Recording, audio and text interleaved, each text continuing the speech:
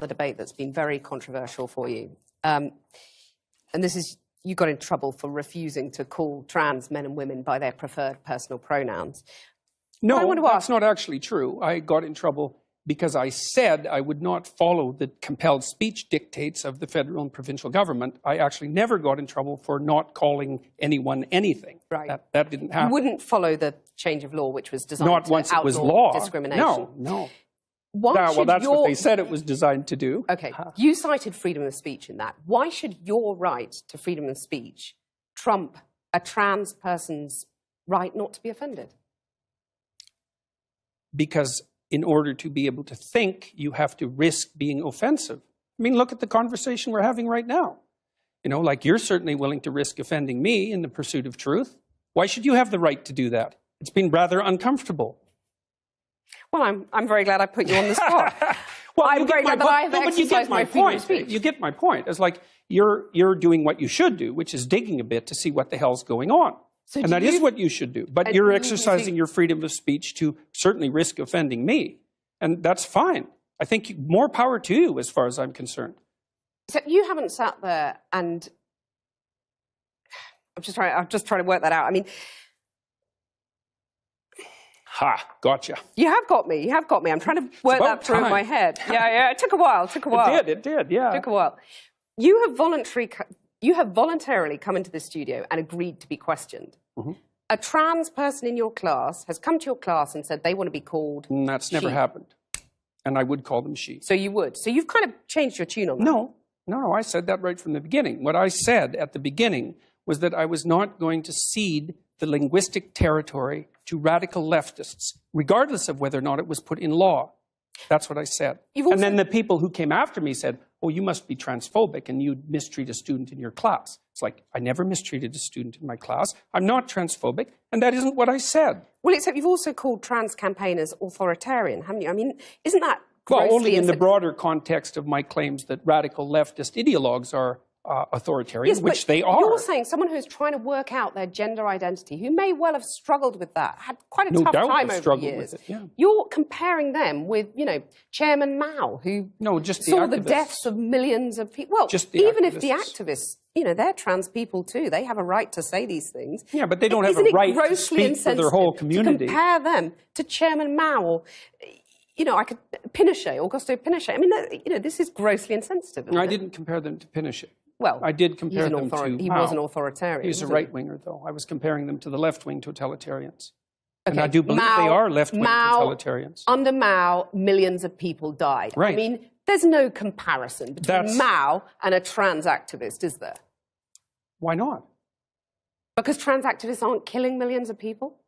The philosophy that's guiding their utterances is the same philosophy. The consequences are... Not yet. You're saying that trans activists could lead to the deaths of millions of people? No, I'm saying that the philosophy that drives their utterances is the same philosophy that already has driven us to the deaths of millions of people. Okay, tell us how that philosophy is in any way comparable. Sure, that's no problem. The first thing is that the philosophy presumes that group identity is paramount. That's the fundamental philosophy that drove the Soviet Union and Maoist China.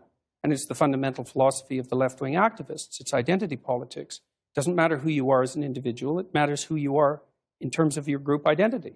You're just saying these things, though, to provoke, aren't you? I mean, you are a provocateur. I never say You're like anything. the alt-right that you hate to be compared to. You want to stir things up. I'm only a provocateur insofar as when I say what I believe to be true, it's provocative. I don't provoke. Maybe for humor, you don't set out to now provoke. And then. I'm not interested in provoking. But what about the thing about, you know, fighting and the lobster? Tell us about the lobster. Well, that's quite a segue. Well, the first chapter I have in my book is called Stand Up Straight with Your Shoulders Back. And it's an injunction to be combative, not least to further your career, let's say, but also to adopt a stance of ready engagement with the world and to reflect that in your posture. And the reason that I write about lobsters is because there's this idea that hierarchical structures are a sociological construct of the Western patriarchy. And that is so untrue that it's almost unbelievable. And I use the lobster as an example because the lobster, we divulged from lobsters in evolutionary history about 350 million years ago, common ancestor. And lobsters exist in hierarchies, and they have a nervous system attuned to the hierarchy. And that nervous system runs on serotonin, just like our nervous systems do. And the nervous system of the lobster and of the human being is so similar that antidepressants work on lobsters. And it's part of my attempt to demonstrate that the idea of hierarchy has absolutely nothing to do with sociocultural construction, which it doesn't. Let me just get this straight. You're saying that we should organize our societies along the lines of the lobsters? I'm saying that it's inevitable that there will be continuity in the way that animals and human beings organize their structures. It's absolutely inevitable. And there is 1/3 of a billion years of evolutionary history behind that. Right? That's so long that 1/3 of a billion years ago, there weren't even trees. It's a long time. You have a mechanism in your brain that runs on serotonin that's similar to the lobster mechanism that tracks your status. And the higher your status, the better your emotions are regulated. So as your serotonin levels increase, you feel more positive emotion and less negative emotion. So you're saying, like the lobsters, we're hardwired as men and women to do certain things, to sort of run along tram lines, and there's nothing we can do about it?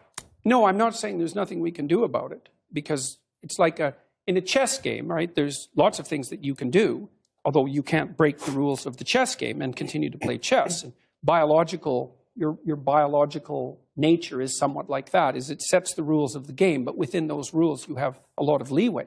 But the idea that, one thing we can't do is say that hierarchical organization is a consequence of the capitalist patriarchy. It's like, that's patently absurd. It's wrong. It's not a matter of opinion. It's seriously wrong. Aren't you just whipping people up into a state of anger? And not at all. Divisions between men and women, you're stirring people up. You know, you have any critics of you online get absolutely lambasted by your followers. And by me, generally. Sorry, your critics get lambasted by you. I mean, isn't that irresponsible? Not at all. If an academic is going to come after me and tell me that I'm not qualified and that I don't know what I'm talking about, so you're not going to say to your followers now, quit the abuse, quit the anger? Well, we'd need some substantial examples of the abuse and the anger before I could detail that question. There's a lot of it out there. Let's take a more general perspective on that. So I've had 25,000 letters since June, something like that, from people who told me that I've brought them back from the brink of destruction. And so I'm perfectly willing to put that up against the rather vague accusations that my followers are making the lives of people that I've targeted miserable. Jordan Peterson, thank you. My pleasure. Nice talking.